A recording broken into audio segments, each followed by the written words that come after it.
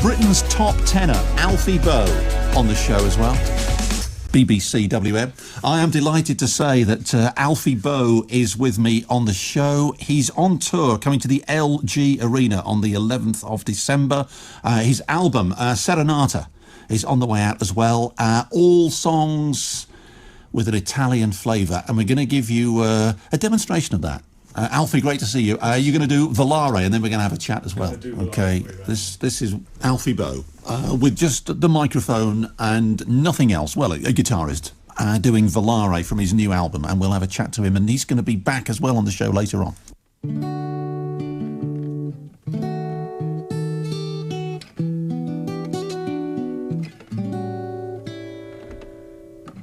Penso che sogno così non ritorni mai più.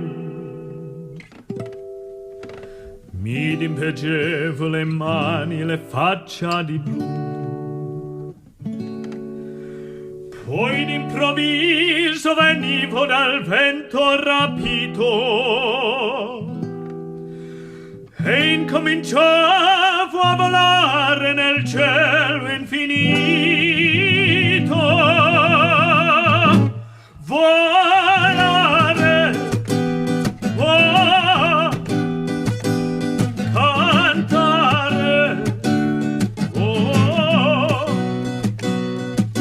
nel blu dipinto di blu, felice di stare lassù, e volavo, volavo felice più in alto del sole ancora più su, mentre il mondo pian piano spariva lontano laggiù. Una musica dolce suonava soltanto per me. Volare, oh, cantare, oh, nel blu dipinto di blu, felice di stare lassù. Ma tutti i sogni nell'alba sfanno perché quando tramonta la luna li porta con sé. Vai, continua a suonare negli occhi tuoi belli, che sono blu come il cielo trapunto di stelle. Volare, oh, cantare, oh, nel blu dipinto di blu, felice di stare lassù. Oh!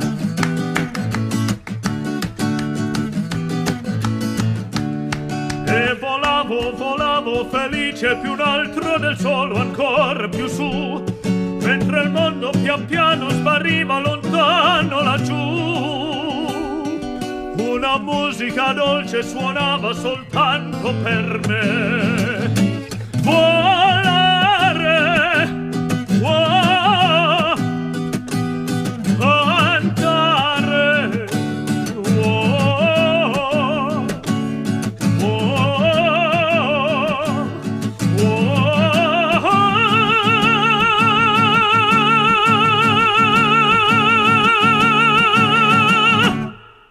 Wow. Alfie Boe, Volare, which is one of the songs on the album Serenata, with some guitar accompaniment. So, Alfie, great to see you. Good to see you. Your guitarist, give him a name check. This is my good friend and musical director, Murray Gould. Great performance, Murray. Thank you very much. It was a pleasure. That's just one of the songs on the album, and it's all sung in Italian. Yeah, there's a couple of songs that have like a split Italian English lyric, but the one song actually on the album called "My Heart Is Yours" is the theme tune to the movie Il Postino, and the lyrics to that I actually wrote the lyrics myself for that. So that's one of the songs with English lyrics. And then there's Buonasera, which is an old Louis Prima song, which splits into English halfway through.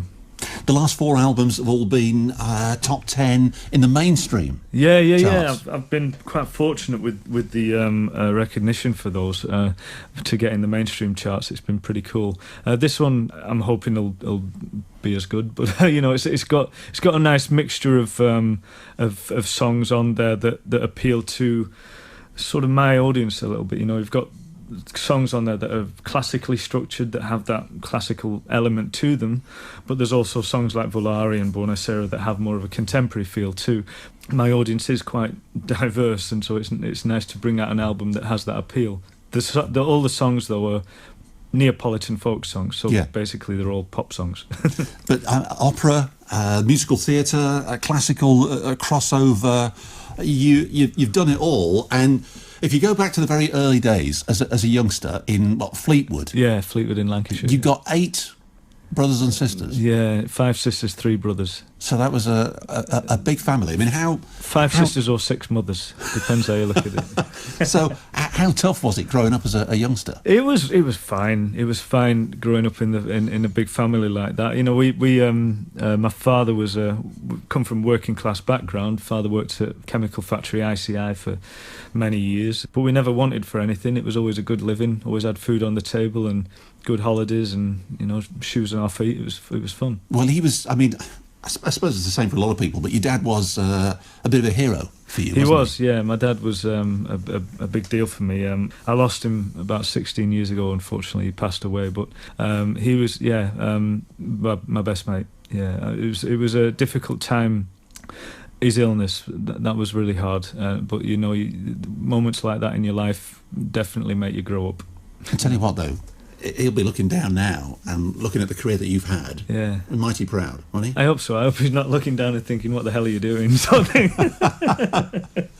But it has been an incredible journey for you. I mean, you were working, we've spoken before, you were working at the TVR factory, and there was, the story might not be quite right, but there was a client that came in and said, heard you singing and said, hang on a minute, you really should be auditioning for opera. Yeah, that's it, that's true. I was working in the factory polishing a car at the time, and singing along to the radio. Everybody had their own individual radio in the factory. So I was singing away, and this guy whose car I was working on was in the music industry in some form, and said there's an opera company based in Birmingham, but auditioning in London, and so you should go and sing for them and check him out. So it was the company called the D'Oyly Cart, opera company. And so I came down to London, took the day off work, came down, sang to them, had a second audition, and then got taken on. So my first professional job was here in Birmingham. It was at the Alexandra Theatre, and it was a wonderful time. I learnt so much here. It's wonderful. There was a break as well when you went to Broadway, didn't you? With Baz Luhrmann. Yeah, that was after my college days. After I left the D'Oyly Cart, I went to the Royal College of Music and then started working in opera houses around Europe and the UK, and then got an offer to audition for La Boheme on Broadway, directed by Baz Luhrmann, and I went over and did that. And, so how big a deal was that to move from what you were doing here to go to the States? It was a hard decision because at the time I was in contract at the Royal Opera House, Covent Garden. I was like a junior principal singer on a course there as well, and so it was quite hard to sort of hand my notice in and tell them that this is what I wanted to do. I wanted to go and sing on Broadway in La Boheme. But when you get an offer like that to go to New York for the first time, go and sing on Broadway in a principal role for the director Baz Luhrmann, who just recently brought out Moulin Rouge, it's quite an offer. And as a young singer back then, I was thinking, this is a good move. So that's what I did. I packed in my job at the Covent Garden after wanting to be at Covent Garden for years. Finally got there, did 6 months there, and then left to go on Broadway. Alfie Boe is with us. He's going to potter around, and we're going to chat some more. We'll hear some more from Alfie Boe before 6 o'clock tonight.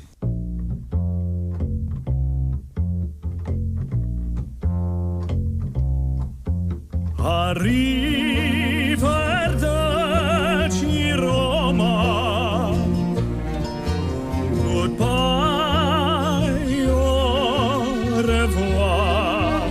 Just a flavour of Alfie's new album, Arrivederci Roma. Fettuccini e vino dei castelli. He'll be back about 5:45. The challenge, by the way, Betty Davis died this month 25 years ago. One of the greatest female film stars of all time, or the greatest according to film fans. You need 25 of the 50 greatest female Hollywood movie stars. 19 of them are still alive and working. The rest, sadly, no longer around. But 25 you need. Joan Crawford, Baggy Bob mentions Catherine Hepburn, Vivian Leigh, thank you, Andy in Northfield, Liz Taylor, a number of people mentioning Liz Taylor, Meryl Streep, says Angela in Handsworth Woods, David in Wolverhampton mentioning Halle Berry, who's in there. Keep them coming. The Voice. The Voice. The Voice. The voice of Birmingham and the Black Country. Paul Franks, 4 till 7. BBCWM 95.6. Welcome back to the show. It's your evening paper on the radio, the big stories in news and sports. Marcia on the email. Francie, really enjoyed hearing from Alfie Boe. Looking forward to him coming back on the show. He'll be back at 5:45. BBCWM. I'm delighted to say that Alfie Boe is on the show tonight. We were chatting before 5. He's back for more chat. He's on tour, coming to the LG Arena on the 11th of December with a big orchestra and rhythm section. His new album, Serenata, on the way out. That's going to be released in November, on the 17th of November. E compagni, vale giorno tutto spian, cambiando sempre. Mambo Italiano, just one of the songs of Serenata. And Serenata means to sing in your honour. Alfie Boe on the show. He's done opera, he's done the classical stuff, he's done sort of crossover as well. And you were in the West End. I mean, I suppose one of the big breaks for you, and we talked about growing up in Fleetwood and working for the car company, TVR, and a client coming in and saying you should go and audition, and you did for the D'Oyly Carte Opera. And you mentioned earlier on your first show was in Birmingham. But Les Mis, to play Jean Valjean in the West End, that was a massive break. Yeah, that was a big break as well. I was very fortunate to get offered that. I loved that role. I miss it. You know, it's a great role to play.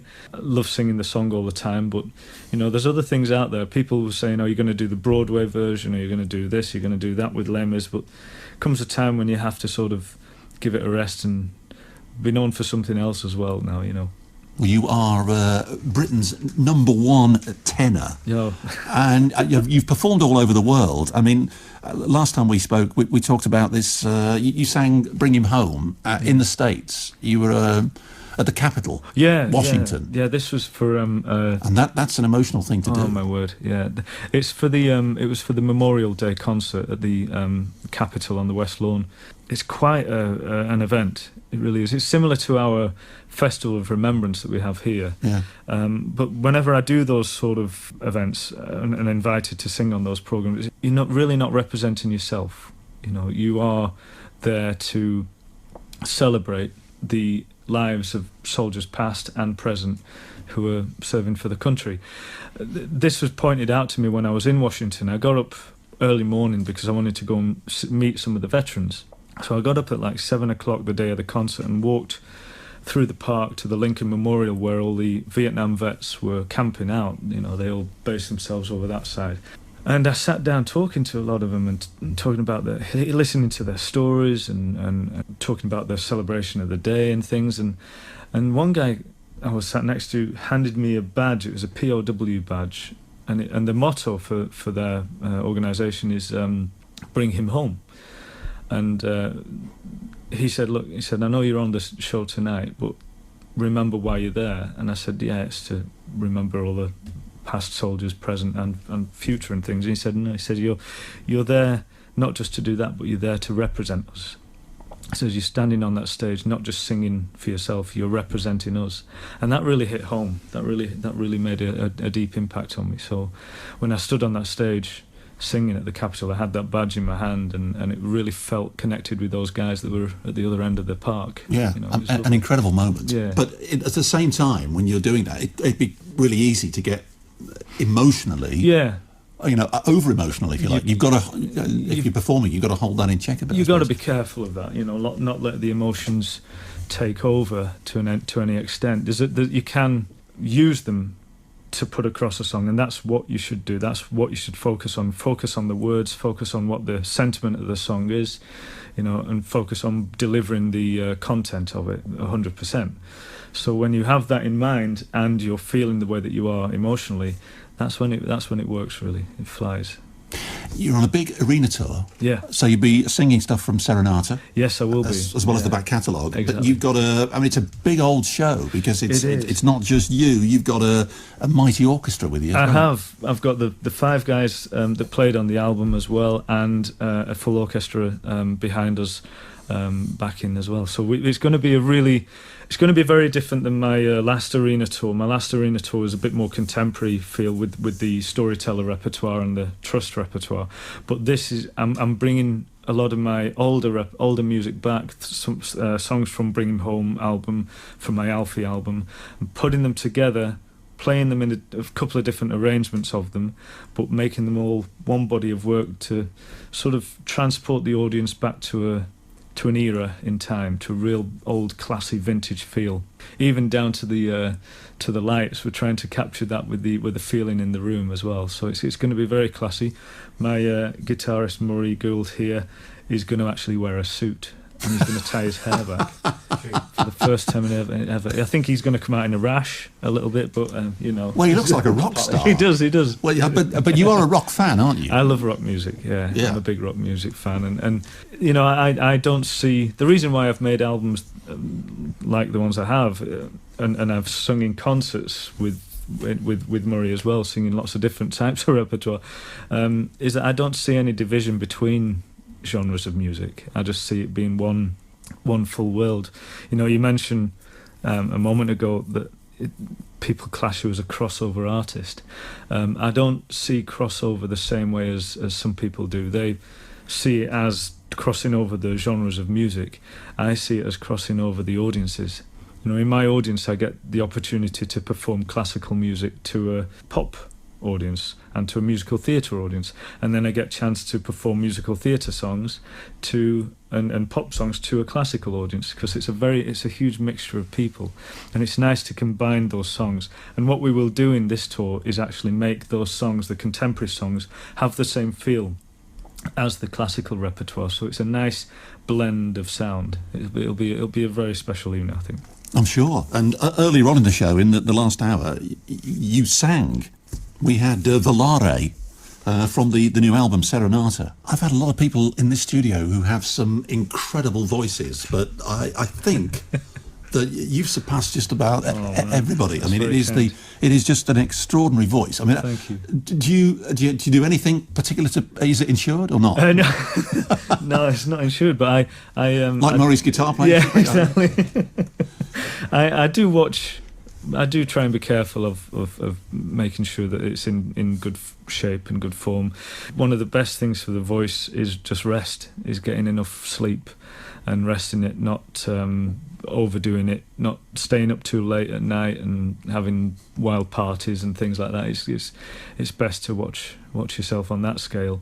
Spicy food is always another issue sometimes, but no, I try and be careful, try and be sensible when I've got a regime as I have, And living in Utah? Yeah, right? Well, I've got a house over there. I've never sort of disconnected with living in the UK. I'm getting a place over here as well now. So my base is wherever the work is at the moment. My base is living out of a suitcase.